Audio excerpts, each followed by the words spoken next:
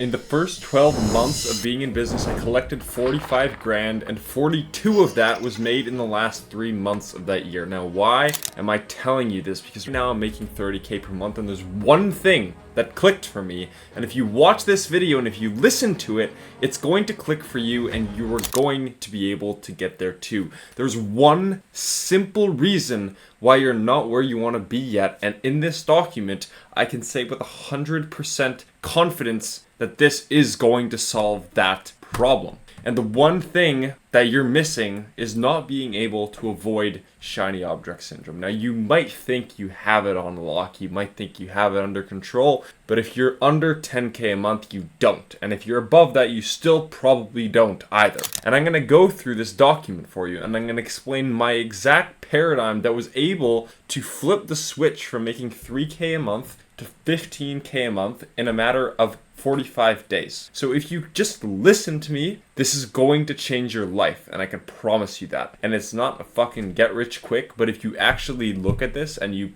put some action into it, you are going to achieve what you want to achieve. So put everything aside, get out a pen and pad, because this is going to make a world of a difference for you. And here is the paradigm shift that I realized just recently that allowed me to actually make this kind of a transformation. Okay? 99% of people think they know what to focus on, but they don't. And 99% of people are vague on what they focus on, or they think they need to focus on funnels, websites, scripts, onboarding sequences, high-level automation, AI, or anything like that. 99% of people also fail, and this is why. This is the correlation as to why they fail. And it's because they have shiny object syndrome, or they're not concentrating their energy, time, and or money in the spot. So I'm going to show you exactly what you need to focus on and how to avoid everything else that's holding you back from actually getting you to where you want to be. So if you have the humility to understand the reason why you haven't hit 10, 20K a month yet, and if you don't have the humility to realize that it's all your fault, because everything in your life is a consequence of your actions, and your actions are a consequence of beliefs, and your beliefs is just your fault. It's you. And it's not necessarily a bad thing to have bad beliefs, but it's a bad thing to have bad beliefs and then not change them. And I have bad beliefs too, and I'm working on changing them. I just need to figure out what they are. But I am giving you the silver bullet here. This is the belief that you need to have, and I'm going to go over in this document. I can guarantee this is going to change your life. So let's start it off. Here's what I'm going to cover. So there's 4 things that are going to contribute to this and contribute to the success of your business. So 1, the biggest problem in your business. 2, minimum viability. 3, constraint theory. And 4, removing constraints. This is not a shiny object. This does not sound super exciting, but if you just leave, then you're just going to be basically an example of the whole reason why I made this video. So, the biggest problem in your business. So the biggest problem in the market is that people spread themselves too thin. And I'm going to go really in detail on what this means throughout this video. Now, you might have heard this terminology before, but I'm going to go really deep on it, so this makes a ton of sense. I'm going to explain this first on a macro level and then on a micro level, and that's what we'll go through later in this document, basically. Now, in your business, the most important thing is your beliefs. Okay? It's the belief systems that you use to make the decisions and take the actions that you do.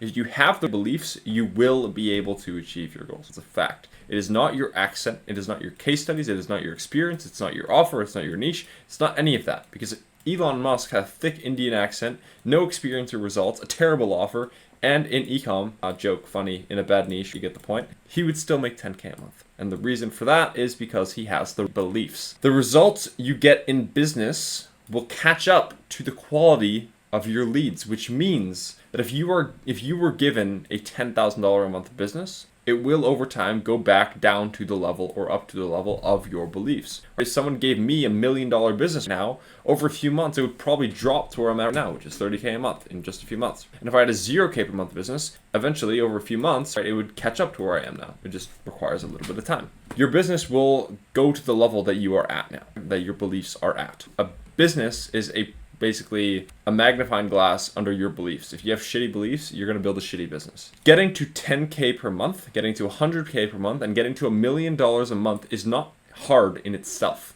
But molding yourself and becoming the person who has the beliefs to operate a person at that level is hard. It's about the person that you are. The biggest problem in your business, and the biggest problem in everyone's business, is you. It's all comes down to you. Even if you have a team, it's your ability to project your value and your mission and everything like that onto your team. It's all you.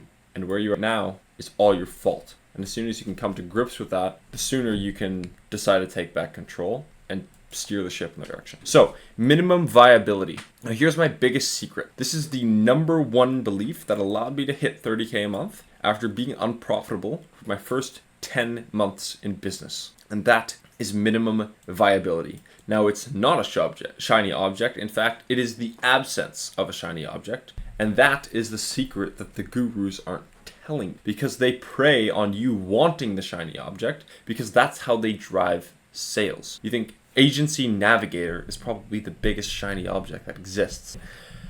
But shiny objects are the exact thing that are stopping you from achieving your goal. So if you're doing an SMMA, just as an example, and someone's like, drop shipping is the SMMA is dead. AAA is the new best business model. It's a shiny fucking object. If you're doing something and if you hear someone on the internet say like, this is the new best business model, that is exactly what I'm talking about here. That's how those business owners make money, because they think they have like the secret weapon. And I'm not saying those things don't work, but I am saying that if you bounce from thing to thing to thing to thing, like 90% of people do, nothing will work for you because you're not spending enough time actually getting good at the one thing. I'm not saying AAA doesn't work, but I'm also saying like SMMA is like, it's not like binary. The worst business model is the one that you just entered in, and the best one is the one that you stayed in for the longest. Now, that's obviously not always true, but for 99% of people who are starting out, it is true. So, when most people start off, they have a goal and a current situation. And this is like primarily like in like the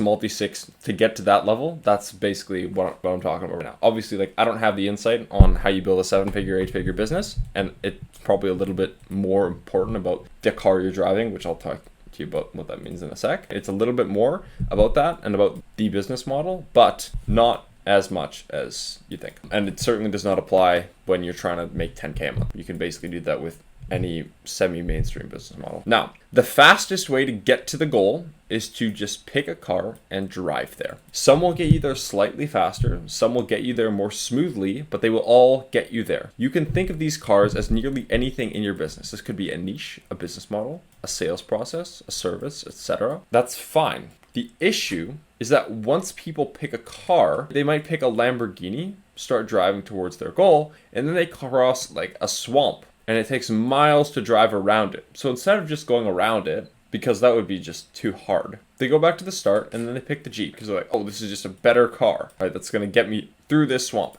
And then 50 miles in the Jeep is halfway out of gas, and the nearest gas station is 60 miles. This is obviously just like an example. This might not necessarily, Jeeps probably have more gas than the Lamborghini, but that's not the point. And the nearest gas station is 60 miles away, meaning they'd have to walk 10 miles to get to the gas station and 10 miles back to get it to the car. So instead of doing that, they go back and then they get a Tesla so they don't have to, or like a solar powered fucking car or something so they don't need gas. And the cycle continues and continues and continues until they end up quitting because they've tried everything, and making money online is a scam. They've tried everything, but they didn't try anything properly, and they didn't actually, like, they just thought it was going to be an easy cruise, and they didn't try and overcome any constraints. And this is 99.999% of people. They got so distracted, even if they walked, they would have been able to make it, but they just like drove halfway and then came back, and then they were just stuck in this like start range, because they always, like, people think the grass is greener on the other side, and like it never is. It's like, if this is big enough, then like it's gonna fucking hurt a little bit, and that's the nature of the game. The reason why things like SMMA are good opportunities, I'm saying this quotation because it's all relative, because they have some sort of barrier to entry. Because if everyone, it was super succeed for everyone to get clients and take market share, there would be no opportunity in the market. The reason why this is still viable is because there is opportunity in the market. And the reason why there's opportunity in the market is because it's not easy to just go and take that opportunity, or else there would be none left because it would already be taken. This has been a thing for years and years and years. There's still a ton of opportunity here. There's a ton of opportunity in a lot of different businesses, but it's hard to go get it, which is why it's still available to get. So yeah, every time you focus on trying something new rather than solving a current constraint. A constraint might have been the swamp, for example, or the far gas station. You're giving into a shiny object and you're putting yourself back to zero. Now, the natural question to ask is, how do I, one, find, and two, solve said constraints? Okay, so that's what I'm going to show you how to do here. This is going to fucking blow your mind. So, constraint theory. Now, I want you to think of your goal as a marble and a funnel. Now, bear with me. It's a wild example. This is the example here, but it'll make more sense in a second here. So in order to achieve your goal or make money, you must remove all these three constraints in this example, right? So there's like three barriers, you have to remove them all or you're not going to make any money. Anything that is not identifying or removing these constraints is a waste of time, because this is how you achieve goals. So number one, identify the constraint that's stopping you from moving your growth. Like, how do you figure out which of these is actually closed, or if all of them are closed or if none of them are? And then number two is removing said constraint. And then number three, if your goal is big enough, just like adding a shit ton more marbles to this thing. And then like some of these are going to be like half open and there's only going to be a certain amount of marbles that can go through. But that's more of when you get to like 50K a month. You want to work from the top down, and you want like having these like open to the proper KPIs is that's how you set the initial conditions of a business. And if you have to be able to do that, or scaling is going to be really difficult. Now you might be asking yourself, Josh, what are these three constraints and how do I identify which one that I have? Okay, so for high ticket businesses, there's typically four main constraints. There's really like three main constraints. I'll talk about four. It's not really, you can call it a constraint, I suppose. It is a constraint actually, but it's a lot more complex. But appointments, sales, service, delivery are the key three. And then number four is just the infrastructure to support more appointments, more sales, and more service delivery. Now, this isn't actually what operations is. I just couldn't think of a better word. But this is the infrastructure. Yeah, you can just call this infrastructure, actually. That's a word. There you go. Infrastructure. The infrastructure to be able to support more appointments, more sales, and more service delivery. Anyways, back on track. So if you're not getting at least appointments or 4 appointments showed per week consistently, your constraint is appointments, and you need to fix that. Now, if you have this, because we're working from the top down, if you don't have it, at least 15 to 20% of people who show close, sales is your biggest constraint. I would say 20, but you can probably get away with 15. If you are not getting less than a 5% refund / dispute rate, service delivery is your biggest constraint. You can also measure this with churn, I suppose. I don't know the KPI on this though, but I would assume it would probably be like, if you have a churn more than 10%, then this is probably an issue. So yeah, this is what I use though, and it typically works well. So you can measure this by refunds or churn. Probably it's better to measure by both. So you can do a less than 5% refund or dispute rate and less than 10% churn. Okay. This might be slightly inaccurate, but this is what I would guess. Although this isn't really my biggest issue now. So I'm not sure. I just know that I think it works. Okay. And my dispute rate and churn rate is significantly less than this. So I'm not sure what the minimum acceptable range should be. Now, if you have removed all three constraints, and you are not able to scale the volume of appointments generated by marketing, clients closed by sales, or clients delivered by success, operations is your biggest issue. And this is actually just infrastructure. Infrastructure is actually your biggest issue. So there's a couple things that could be involved in actually building better infrastructure. That could be an infrastructure to predictably generate more appointments, basically, which is marketing, hiring and managing more sales reps, which is just sales, and then building a back end and fulfillment system, right, that's like what operations is. However, the odds are, if you're below 15 to 20K per month, if you're doing like a done-for-you agency, then you probably don't have these issues. And if you're doing like a consulting or like a done-with-you, like a build and release offer, then you probably won't have operations issues till you get to like 50 to 100K per month. This depends on how much you're pricing your thing at. So yeah, now that these are kind of the main three, and then this is just basically, you can think of the infrastructure to support more of this. However, the odds are that I already covered that. Now, before we talk about constraints, we need to understand one more thing about them. So remember that the image with the marble and the barriers in the way, well, if you take the appointment booking constraint, for example, that actually breaks down into sub-constraints. And to fix the appointment booking constraint, we have to remove these sub-constraints. So to actually fix this, there's like another set of there's another pipe that we basically have to fix. So that's what this is. So if we use a cold DM system, for example, right, this would work for email, work for ads, work for like really anything. There are 4 main constraints that we have to remove. So that's open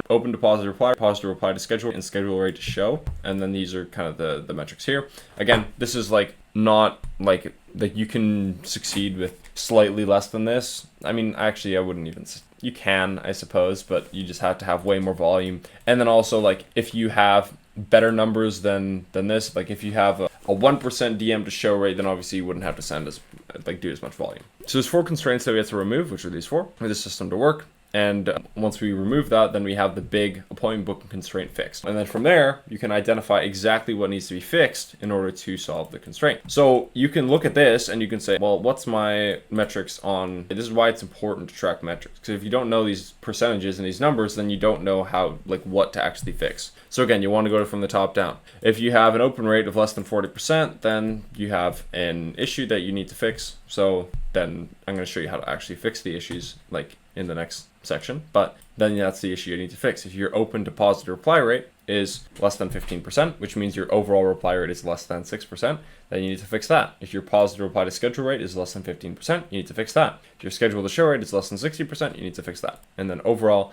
0.5% DM to show, this is like really minimum. If you have any less than this, it's just never going to work. Or it's just going to be like, you're going to have to basically burn through your entire market in like 5 seconds in order for it to work. It's just not really scalable. If you have less than this, you can scale 0.5%, but it is better to have higher than this. It's if you're in a massive market, but I digress. Okay. And Albert Einstein says if he had an hour to solve every problem, he'd think about like 55 minutes thinking about the problem and then 5 minutes thinking about the solutions. So actually identifying these things is the main, like it's the hard part, and fixing them is easier. It depends on what you're trying to fix. Obviously, like it can be difficult if it's like a really difficult constraint that you're trying to fix. So let's talk about actually removing these constraints. So there's 2 ways, and only 2 ways that we can remove a constraint: time and money. It is not by getting a new one of these things. It's not a different business model. It's not a different niche. It's time or money. If you start a different niche, then you just go back to 0. So don't do that. Fix the constraint. That's going to require time